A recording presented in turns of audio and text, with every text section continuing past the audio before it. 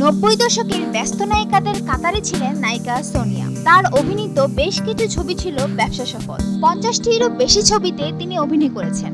নায়ক সালমান শাহ থেকে শুরু করে বাপ্পারাজ, রিয়াজ সহ প্রথম সারির নায়কদের নায়িকা হয়ে অভিনয় করেছেন নায়িকা সোনিয়া। চলচ্চিত্রের পাশাপাশি তিনি নাটকেও অভিনয় করতেন, কিন্তু প্রায় 10 বছর ধরে সব ধরনের অভিনয় থেকে বাইরে তিনি। খোঁজ নিয়ে জানা গেছে সোনিয়া এখন লন্ডন প্রবাসী।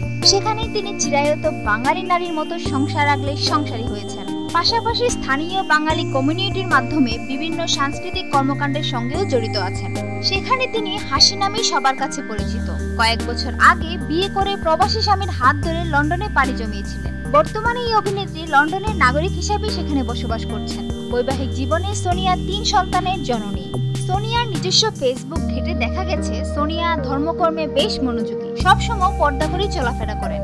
সোনিয়ার ঘনিষ্ঠজনদের কাছে খোঁজ নিয়ে জানা গেল এখন বাংলাদেশে বসবাস কিংবা এই দেশের মিডিয়ার কাজ করার কোনো আগ্রহ নেই তার। স্বামী সংসার নিয়ে তিনি ডুবে আছেন লন্ডনে।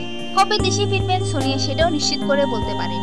সোনিয়ার দুঃসম্পর্কের স্বজনরা 1991 সালে মাস্তান রাজা ছবিতে অভিনয়ের মধ্য দিয়ে সোনিয়া চলচ্চিত্রে অভিনয় শুরু করেন। এরপর অভিনেতা রাজ্জাকের নির্দেশনায় বাপ্পারাজের বিপরীতে প্রেম শক্তি ছবিতে প্রথম নায়িকা চরিত্রে কাজ করেন। 1992 সালে আফজাল হোসেন ও সাইদুল আনাম টুটুলের বিজ্ঞাপনে তিনি মডেল হয়েছিলেন। সোনিয়া সর্বশেষ অভিনয় করেছিলেন দেবাশিস বিশ্বাস পরিচালিত শুভ বিবাহ ছবিতে। এরপর আর কোনো ছবিতে তাকে অভিনয় করতে দেখা যায়নি।